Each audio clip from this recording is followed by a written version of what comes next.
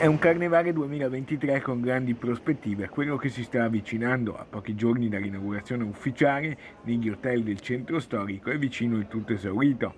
L'ultimo Carnevale senza restrizioni è stato quello del 2019, vissuto in pompa magna. 4 anni dopo, ecco quello della ripartenza.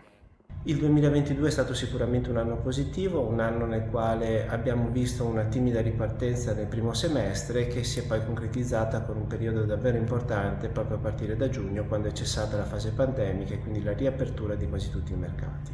Il vice direttore dell'Associazione Veneziana Albergatori Daniele Minotto non nasconde l'alto livello di aspettative di tutti gli operatori. Vediamo già un numero di prenotazioni importanti. Gli eventi previsti nella città, la Biennale, il Salone Nautico, aiuteranno sicuramente ad essere un attrattivo ulteriore.